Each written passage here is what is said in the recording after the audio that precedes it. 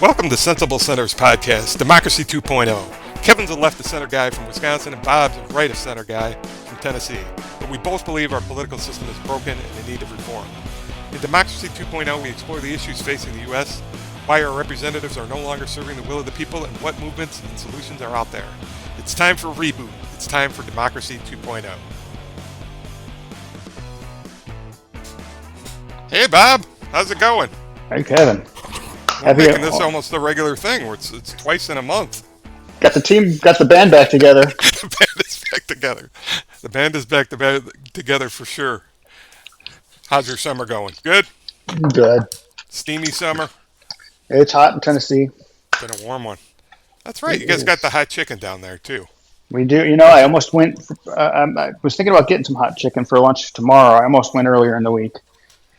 And I'm trying to behave myself, not eat a lot of, spend money and eat nasty food all the time. Eat nasty food? Yeah, hot chicken on a hot day. I don't know about that. Yeah, it's definitely bad before a flight. I'll tell you that. There's a tip. There's a travel tip. No Nashville hot chicken. No hot chicken before a flight. 24 hours. I recommend staying away from it for 24 hours. There you go. We're a political podcast, but we're also a health and well-being podcast. We're going to start breaking into home or food advice. Yeah, food advice. There culinary. We go.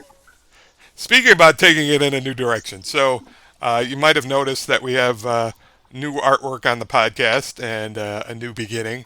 And the idea behind, I've been giving this some thought, and we're kind of doing a reboot of what we're going to talk about on the podcast. I think we've been doing this for 3 years, Bob, just to let you know. 3 years? 3 years. We started in June 2023. And so we're in our fourth year now of doing this. And I thought we'd kind of regroup and get back to kind of where we first started rather than kind of bemoan the state of politics. And, we'll do that from time to time and bring up current topics. Just because it's fun to do that, right, Bob? How many sponsors have we got over that 3 years? How many sponsors? They all left us, Bob. I mean, everyone I sign up, and then we lost a couple with the singing on the last podcast. They're like, enough's enough. We went from one listener to just, 2 listeners to just my mom. We're big. We're big in Asia now, Bob. Just to let you know, we're trending in Asia. We're getting a lot of downloads. I don't know if the Chinese, hello Xi Jinping, what's his name? You need to start a Kevin's Karaoke podcast. It'll be a sidecast. There you go. We're gonna K-pop this thing. So anyways, what I was thinking is we'd focus back on, and we've kind of labeled this as Democracy 2.0 because I think a lot of the things that we've talked about over the last couple of years and kind of the failure of our political system to deliver results and kind of the crazy stuff that we're seeing from both parties in the last couple of years and definitely over the last several decades is a result of failures of our political system. And I think both Bob and I are you on the same page, Bob, that you think we need some type of reform here? Yeah, we've got a real dysfunctional system. Imagine Skynet and AI actually does hit. Will our government be able to act to stop it in short order, or you have them getting calls from businesses saying, if you shut down the internet, you're going to break me, and then they side with the money. Right? Yeah, there's definitely. Yeah, you're right there. We're not prepared for any of the stuff that's probably going to be coming down the tube here as far as AI and technology. A great example too. I know I'm getting off topic here, but it's Fauci. He's in the news lately. The Fauci. Right? We're still arguing over that stuff. We're so dysfunctional. Yeah, we can't even figure out what happened last time. Nope. Just imagine if there's another pandemic. They say hindsight's 20/20, but our hindsight must be drunk. Yep. So we're going to focus in on political reform and some of the movements that are out there. And we had a few guests before, and I'm going to be reaching out to some other organizations and hopefully get people talking about what they're doing, some of these movements. Would you agree, Bob? And I think there was a quote, I think it's Margaret Mead, who was an anthropologist, back in the day that the only time real changes happen was when small groups are passionate about something. What are you doing there? Water? You drinking water? Uh, no, I made a mess. Are Sorry, I you didn't having think that was dental actually surgery or herbal. something? Yes. I, It sounds like that sucking thing that they put in your mouth. yeah, no, sorry about that. Yeah, that was a sink. All right. Uh, so that small groups of people. The only time real change happens is when small groups are passionate about something, and persistence is the key, right? In today's day and age, everyone thinks things are going to happen immediately, and that's just now not how mass movements work, right? I mean, when you look at the right to vote, the civil rights movement, the LGBTQ plus movements, all of that it's taken decades, right, to kind of come to fruition. And as far as political reform goes, you've got even greater challenges in that because you've got an ingrained system that you are actually working against to change the system, which is kind of a unique situation. Would you agree with that, Bob? That this is something that I think it's is going to take? decades and money too. Yep. You said small group, but that small group's got to grow into a movement that's able to produce enough funding to lobby. Yeah, I mean they got to get well, you got to get people's attention. I mean, I don't necessarily think that you need to be super well funded. And I always believe that with social media and some of the communications technology that we have now, that some of that funding hurdles a little bit easier to get your message out. Uh, we're trying on this podcast, so that might be a case in point. But we'll get there. You And just then got we to be had to go persistent sing. with it. It's only been 3 years. We're going to cause a political revolution in Southeast Asia. They're listening to this. They're going to follow it. It's not going to be in our own country, Bob. It'll be. Korea is going to be ripe for a revolution if their markets keep dropping. There you go. It's time to invest in the emerging markets of. Well, that's all the chip manufacturers, I guess. Yeah, it is. So as I explained to Bob, as we've thought about this, I got into a YouTube wormhole with our good old friend Mayor Pete Buttigieg, who is actually. I've always liked Mayor Pete. I don't know what your opinion is of Mayor Pete, Bob. Is he not ready for prime time? Is he too far left for you? Where are you at on Mayor Pete? Milk toast. Too milk toast. Too. He's not charismatic enough. He's He not doesn't have a charismatic enough. cackle. He is not charismatic enough. I think the breastfeeding was maybe a little bit of a bad idea. So you're saying some of his personal life choices Right. might be a hindrance to his political. I think, well, again, that breastfeeding thing, I think, was probably more of a political statement than it was a personal one. What was that again? I So don't. when he was working for Biden, When he was transportation the secretary, yeah, transportation secretary, he and his husband adopted a child, right. and I think they've Pete got two decided to now. put on fake breasts and and breastfeed the kid with it on camera. Really? Yes. It's not an AI thing or No, anything. no, this was back in the Biden days before AI was as convincing as it can be today. I'll have to go look that up online. I don't think I ever caught that. Yeah, that I would say that's probably ahead of where people are at on that topic. Um, so, anyways, so I get your point, but I've always thought he's very intelligent, and I think as I've been watching him, and he was on Fox News. He appears on Fox a lot. He does talk across the political spectrum. I think he's not one of the social democrats or anything like that. I would say he's more in the moderate, at least where the Democratic Party is now, or some branches of the Democratic Party. And he is really talking uh, more than any like major person I've seen about political reform and why we're seeing a lot of the stuff that, as we talked about before this, that on AI, the inability of our political leaders, we see this coming down the chute, and nobody's really talking about a plan for how to deal with it, how to regulate it, how we're going to capture the abundance that's going to come through this and distribute it properly so we don't have societal upheaval. I mean, that's just one of the things that it's coming down the chute. Clearly, we have legacy issues such as healthcare, housing, um, taxes, how we tax corporations and the wealthy and what their effective tax rates are, our debt. There's just going to be over $40 trillion soon, I think.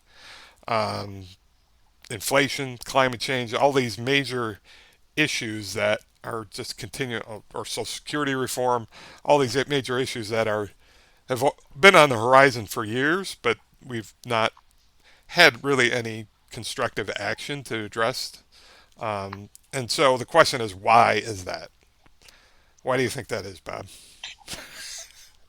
Why do you think we can't? I mean, I would say that most of these issues are known. I would say generally the population has some type of consensus on what reasonable solutions are, like Social Security. I think everyone would say, well, it probably makes sense to raise the cap a little, maybe raise the retirement age a little. I think Uh, people are afraid. You could take that Social Security argument and take either side of it. One, honestly, I truly believe you started a retirement account, whether it was 401k or something similar, Roth, for people like you do with the Social Security when they're working. And you put that, I think it would be worth much more to them when they retire. I actually think that that would be a positive. I can understand why people would be afraid of that change because they're not terribly familiar with investing and how it works. On the other hand, I could also understand why people would be afraid to remove the Social Security net because there's so many people today that are dependent on it and that are familiar with it that would have concern over what their life would be like if it wasn't there, even though by the time a change actually occurs, they won't be here anymore, right? So change is tough for people. That's what it comes down to, I think, for a lot of these issues, and politicians know that. They lean on it. Trump's made a political career out of it. Um, that's an interesting take but that you think it's just inherent in human nature not to like change, so it's easier to kick the can down the road for everyone. yep. But do you think? I guess my one of my one of the points that we're talking about here is that maybe we can't get stuff done because our political system is broken. Do you think that? I think it could be both, right? I think big Oh, things it's are tough to absolutely solve, both. and Our political system right, is yeah, absolutely broken. That's a problem. yeah. It's yeah. Well, perfect example. Again, while we were talking, while you were talking, I looked it up. The picture of Buttigieg is not real. It's fake. Oh, there you go. There you go. It's broken, right? Depending on where So you he's get your back. He's media, back as a political contender. there. No, he's still milk toast. Oh, He he's just still didn't do that weird stuff, and he didn't do that stuff. He wasn't there you go. breastfeeding his babies. Yeah, right. So, and I absolutely support him and his husband being able to adopt a kid. That's one thing, right? But the idea Right. of like breastfeeding as a man, no, it's that's kind of silly stuff. But anyway, um, yes, system's broken. So that's where I get into the democracy 2.0. I think everyone sees the issue, right? And um, when you look at congressional approval levels, or I think we're talking at like 15% now, which is kind of historically low. Uh, the fear I have is people just become too cynical about it all, which I think is where you tend to go, and kind of burn the house down type of thing. and start from scratch, It is. Well, hang on. which I think is part of the Trumpian revolution. I would not go burn the Constitution down. I'd keep the No, Constitution in no, place. just the But House, yes, not the House of Representatives. the It's House. Yes. symbolically the Yep. House, Get them all out. the bureaucratic state, the big government that we've developed over time, It's right? kabuki theater. They're all It's actors. kabuki. When you start to realize they're all just putting on a circus,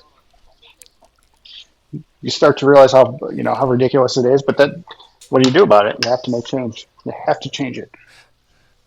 Yeah, and as I think I talked in the last podcast, I'm a little bit more hopeful now because I think the kabuki's become so obvious that that there's no doubt what we're seeing is a failure, right? And I think that's part of the what people need is an awareness that there is a problem. Because you're right, I think people don't like change, and they don't like to have to engage in their duties as a citizen, right? Getting back to what we talked about last time. Franklin saying, "What do we have? We have a Yeah. democratic republic. If you can keep it, right? It takes work to do People that, like to be uh, entertained, and it's not right? just the money. It's also if politicians have the ability to be loud and obnoxious and the center of attention by making these big, bold, broad statements, the importance of money can be lessened, right? I don't think there was big money coming in for Trump early on in his early days. Same thing with AOC. AOC didn't have big money interest, but she's got a big mouth, right? Right. So from that standpoint, I think the money there, the opposite side is making the big statements. It also just takes everything completely out of balance. Right, and we should disincentivize that, right? And you're right. I think people raise money off of social media and being a big mouth, Yep. right? Um, so if we can sort of disincentivize that somehow, I think that will quiet some extreme voices, or at least make people moderate more to kind of doing compromise. Because right now the system is not set up to reward people who compromise. I think that's pretty obvious, right? Very obvious. And I think most, and I was reading a Gallup poll here that it said, Gallup poll taken last year, 80% of people say political leaders should compromise with the other party. But yet we have politicians acting in the same, in the opposite way, right? And the reason why they do it is because they're incentivized to, and they don't fear that they're going to be punished for it, right? Either through the ballot box or through laws that prevent them from doing that. So to me, you've always got to follow the incentives for people. They're going to do what makes the most sense for them. And right now, I think our system's set up to incentivize extreme viewpoints. Blast stuff out there to get your face out there so you can raise money off for the next election or whatever you plan on doing. Whether you plan on going, on a lecture circuit to raise money or sell a book or whatever it You've is, worked in right? the business That's world. not That's not how it works in business. Business is always right. compromise. It's not making waves except where they absolutely need to be made, and those waves are to push people forward more so than drown them, right? So, yeah, the political climate versus real life for everybody is completely different. And I think part of that is, again, it goes back to kind of theater or sports. I'm team red, your team blue, go team. It's okay if my team cheats as long as we win, right? Yeah. Doesn't matter who we step on. Yeah. I mean, it's attractive, Yep. right? That's something just in our human nature. We like to be on a winning team. We like to cheer on a winning team, but I think the team that we should all be cheering for is the country, right? Rather than our Yeah, political party. you're right. Uh, Yep. I think that's where, and I blame the political parties for that, obviously, because they have incentives to break us up into teams, and the media, right? They also have an incentive to break us up into teams because people are attracted to conflict, and they like to get their echo chamber repeated back to them, and that they know what they're talking about, and here's our people who agree with me, and that has psychological benefits as human beings. So again, that system needs And then reform too, and then we've talked about that a little bit before in the past. psychologically as well, it's been proven that people are far more emotional about a loss than they are a win. If you go put $5 in a slot machine and win 10, that's nice. But if you go and lose your $5, you feel a lot worse about it than you do good about the win, right? Winning the Yep. 10, yeah. Yep, that's proven case after Right. case, experiment And after, and that's part of what getting back to what our we're risk adverse and we're adverse to change because we fear that the outcome is it's going to be why the worse, losing right? party and the losing crew always is a little bit more emotional, a little more upset about the win, right? The Yep. left is really upset about Trump right now. The right's kind of like, meh. It was the opposite with the last guy in office, and that's just that. I think that feeling of loss and the bothering, or the way people get upset over a loss is how we learn, right? I really messed up, or I shouldn't have done this. I should have done that. Because you're upset about it, you spend a lot more time learning from it, thinking about it, so you don't do that next time, and you win next time. Yeah, You it's know, an evolutionary well, thing, right? but I mean, that's something that we've developed over hundreds of thousands and millions of media and years politicians now know how to, to exploit it.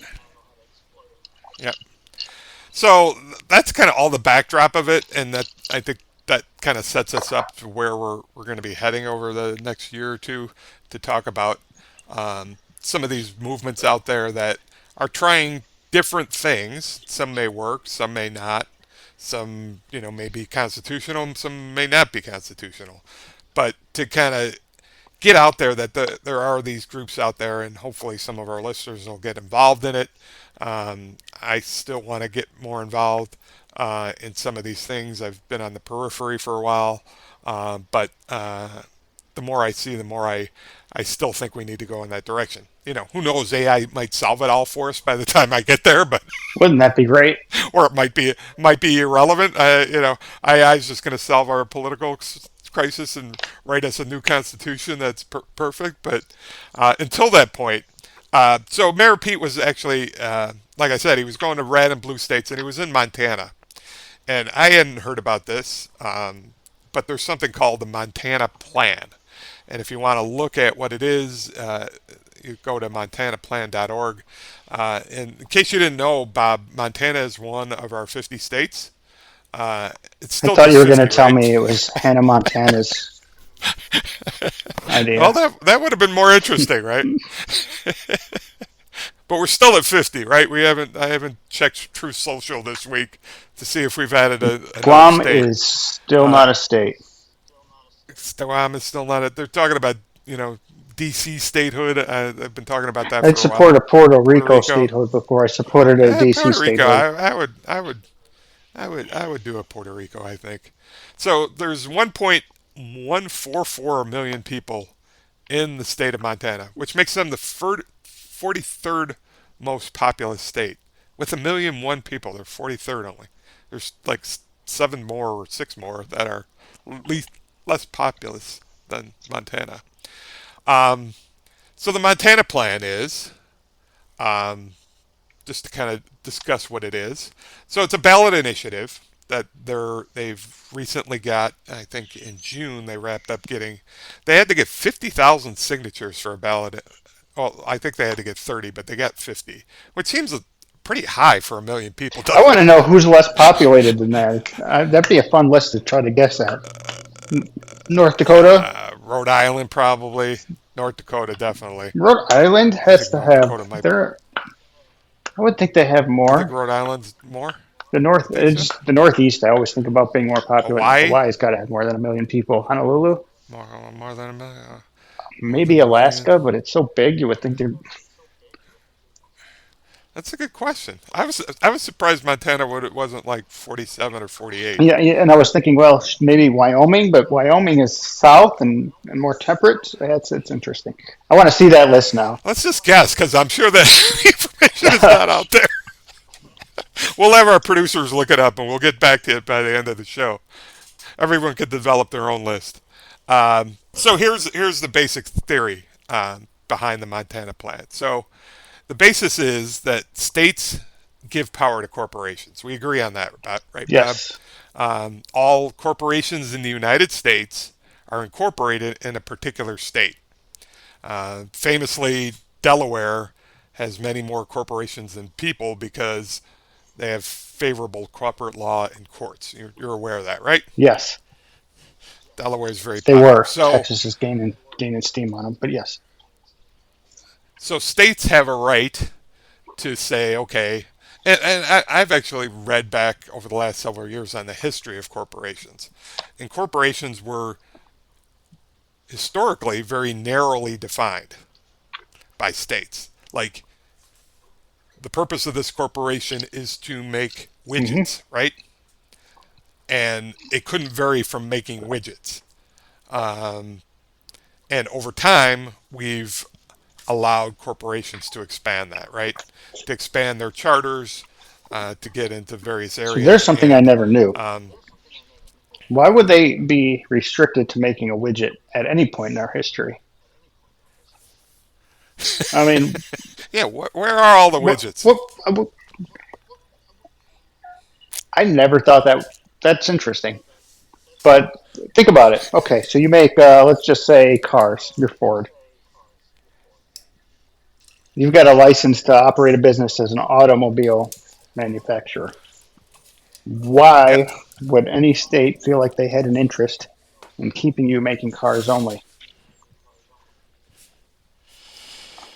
I just think that that's kind of how it started because the idea was, I mean, you can imagine back in the day, not too long ago, businesses were basically individuals. You had the blacksmith and you had the baker and the cobblestone, the cobbler and the right. It was You did.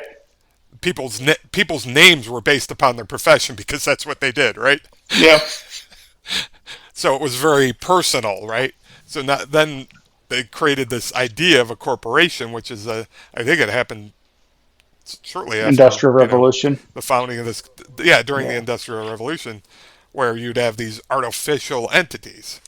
So so states endow the corporations with powers, right? So they don't have to give corporations the power to spend in politics, right? So we're getting back to money in politics, right? And specifically Citizens United, which we've talked about here before. But to recall what Citizens United is, I think it was 2009, 2010, after the Obama-Hillary campaign. Um, there was a Citizens United was putting out a documentary about Hillary Clinton, and it got to the issue of money and speech being tied together. It's particularly corporations uh, and artificial entities having the rights, same constitutional rights as individuals, right? And I think we differ here on this, Bob, right? No, You no, think I do they not. should have. You No. and I have covered Okay. this. I do not think they should. That said, All right. and I'm getting ahead of ourselves here, but that said, it's well established now by the Supreme Court they are. It's free speech. Definitely the Supreme Court. So to get around that issue, right? This is sort of an end round. This is, I mean, it's going to end up in the Supreme Court, and we'll talk about that in a little bit, whether this is going to survive or not. But the good people of Montana are saying, well, geez, states incorporate um, corporations. They can limit the power of corporations. So we're going to do a ballot initiative. It's called the Constitutional Initiative, and I can read particularly what it says. But we're going to put this on the ballot to say specifically. Here, I'll read it here. So it's pretty simple. To be enacted by the people of the state of Montana. Article 13 of the Constitution of the State of Montana is amended by adding a new Section 8 that reads, Section 8, Powers of Artificial Persons. The state extends to artificial persons only those powers defined as artificial person powers, and no others as a condition of the state conferred legal status and charter privileges. Any action taken outside those powers with respect to political spending power is void, and as a matter of law, in the withdrawal of all charter privileges, subject to only reinstatement pursuant to procedures enacted by the legislature So during its here's regular the thing. session. So basically, they're State saying law, corporations don't have the power to spend politically. is That's this in basically state how they're planning elections on amending the or is this Constitution. federal elections? Yeah. All So elections. I don't think it works. If you're if you're incorporated, if your business is incorporated in the state of Montana, Or does business in Montana, as it's written. does business in Montana, then you can't.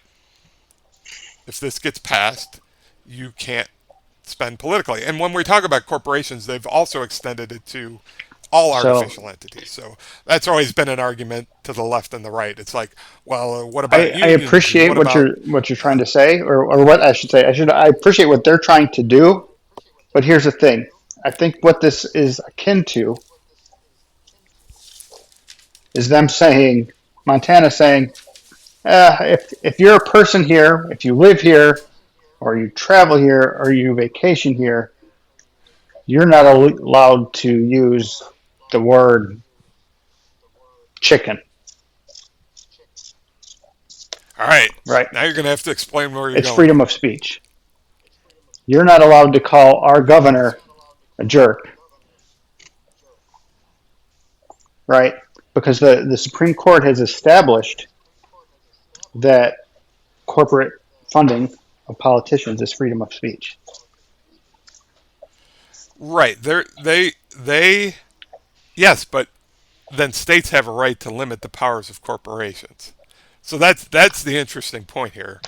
That in absence of states limiting those powers, the Supreme Court has said, and no state has done this yet, Montana's the first one, the Supreme Court said, well, corporations can spend money, right? There's nothing limiting that. But the states, this is the catch-22, the states endow the corporations with power. Not the federal government, not the Supreme Court, the states do. So if you go to a state and you want to be incorporated, the states have the power to do that. Now, whether the Supreme Court will say, well, that's still unconstitutional, that's the question. I wouldn't necessarily say just because they ruled on Citizens United this way, because there weren't state constitutions that limited the power of these artificial entities. So they're going to have to take another step if they're going to Yeah. exclude this, right? Be interesting to see if the Supreme Court split it and said state elections, it's fine. Federal elections, it's not.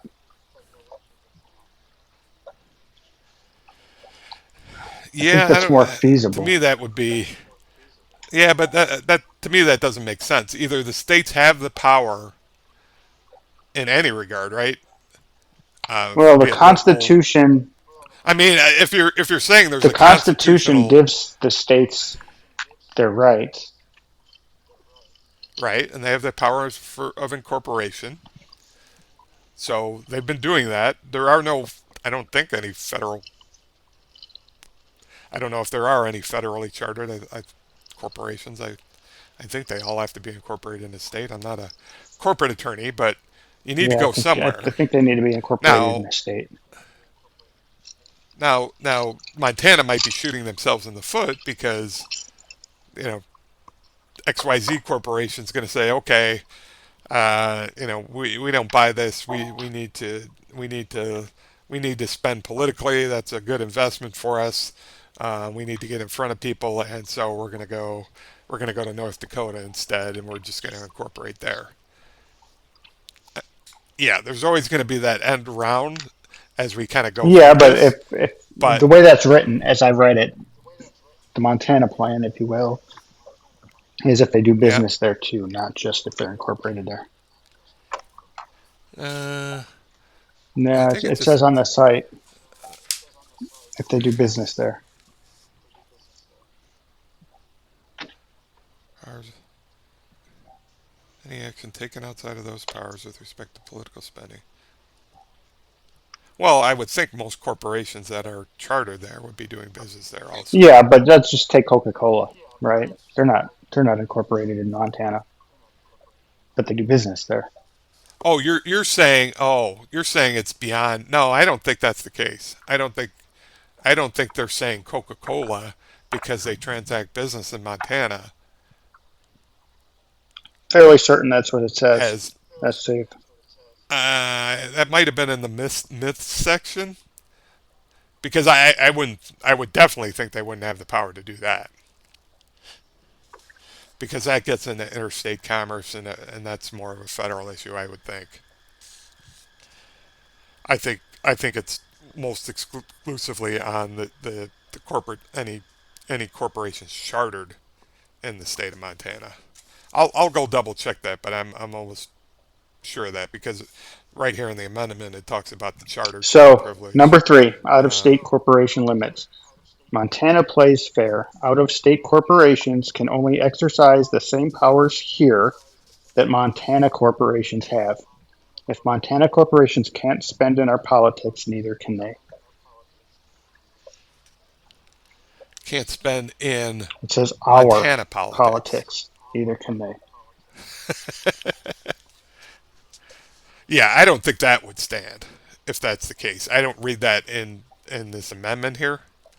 Um, Yeah, so in state law, like in state law, I could see it maybe standing. In federal elections, it's a little bit different.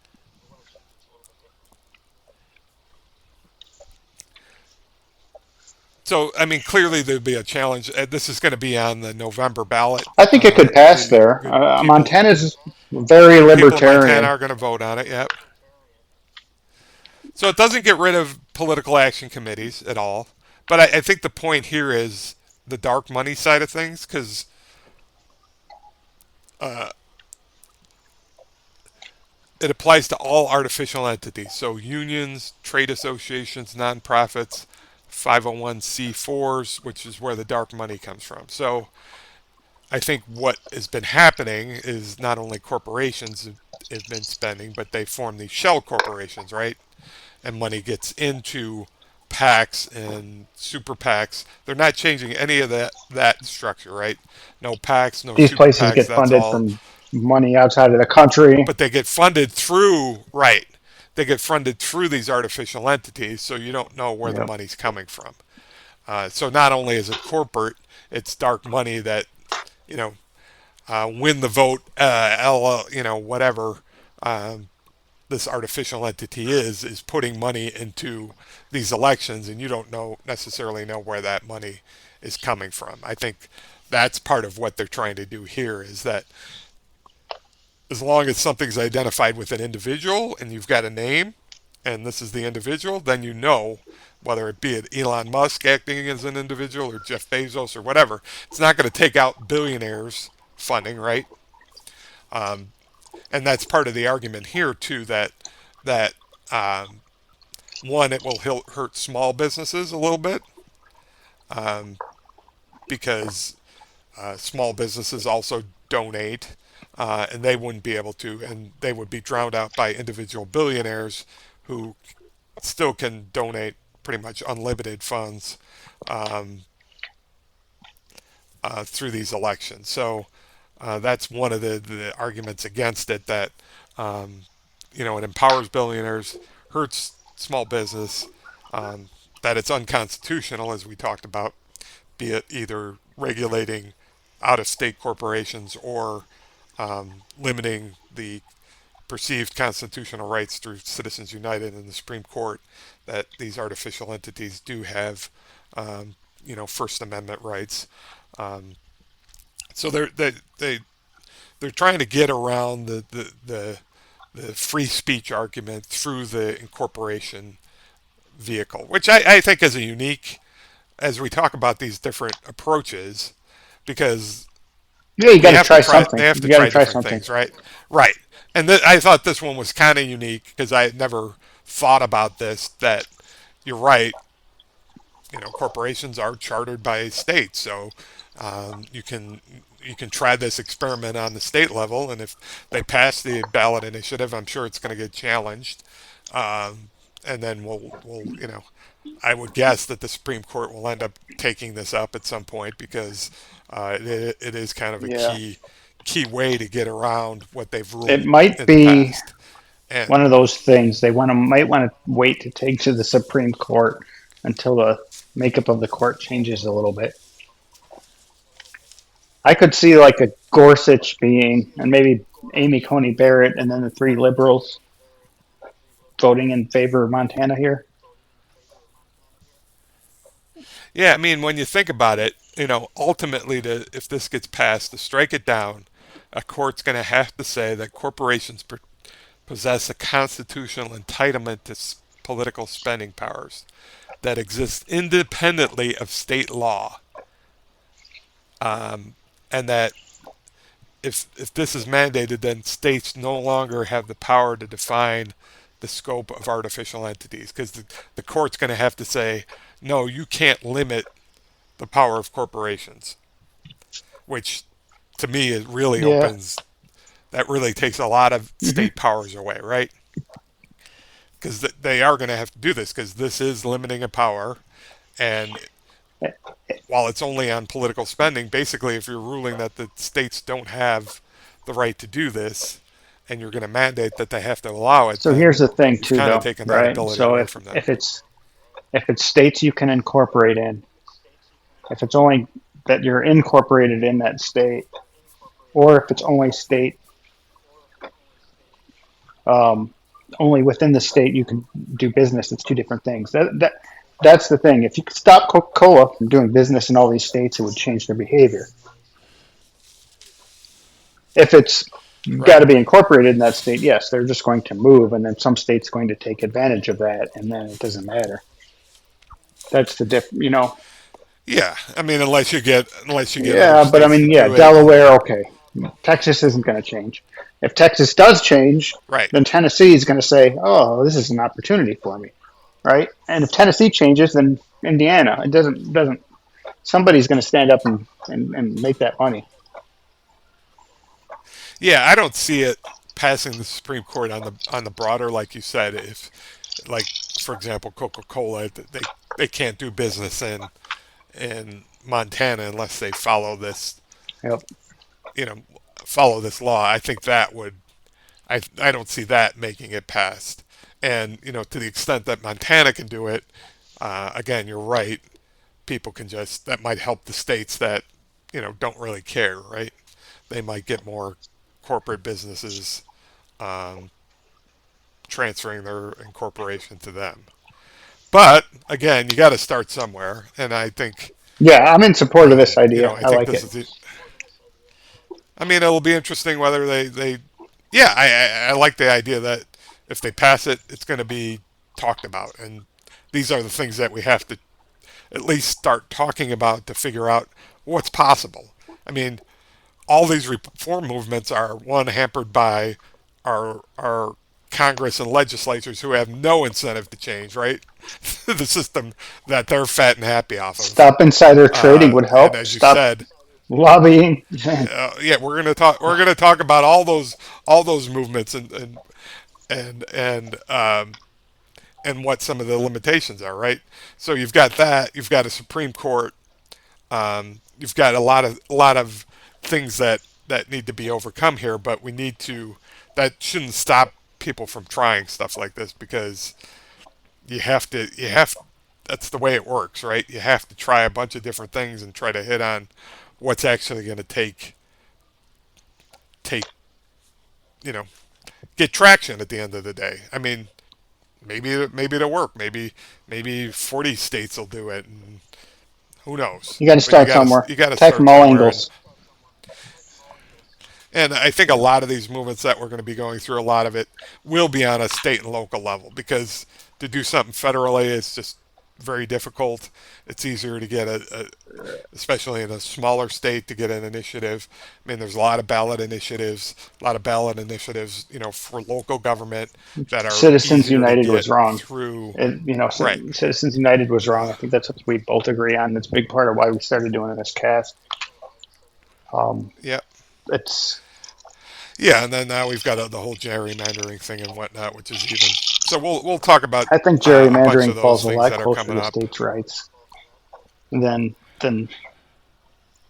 you know. You think people would be big on that, right? Because that's a pretty obvious one that you're selecting your voters, right? Yeah, They oh, can't they absolutely, they can't be are. good. They can't be good No, for democracy, right? no, I mean, it's blatant. It's blatant. In fact, the Supreme Court said it's okay to do that. They literally said it's okay to politically set up voter maps or district maps. yes, but it is not okay to do it racially. Right. It's okay to do it politically. You could do it, but as long as you don't do it racially. How you determine the difference, I don't know. Ask Clarence Thomas and Samuel Alito that. Well, See I what they mean, tell you. yeah, we should. I'll see if we can get Clarence Thomas on the cast. There you go. We'll get CT on the Yeah, cast. I'll just get the whole court on one night. Yeah, I don't think he likes to talk a lot. Mm-mm. Not even during court sessions. Gosh, I would love to sit down and have a beer with that guy, though. Yeah, him and Alito. That'd be Man, great. that'd be fun. Yep. We got to do that. So here's the thing, Kevin. Here's what we need to Here's the do. thing. All right, here we're This is wrapping up. going to be a surprise new trend for our podcast. I think it's a great idea. All right.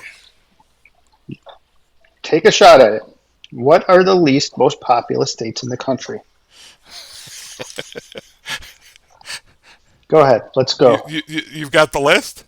I do. I'm looking at it. Least most populous states. So not. We'll go one So through I'm 10. Well, the just 10 everything most. before Montana, right? You want? Let's go 1 through 10. Montana 7, as we established. But I'll go North Dakota. all right. So that's right. North Dakota is the fourth least populous state in the country. I'll go South Dakota. South Dakota is right behind it at number 5. I'll go Delaware. Number 6. Good job. So we know now 4, 5, 6, and 7.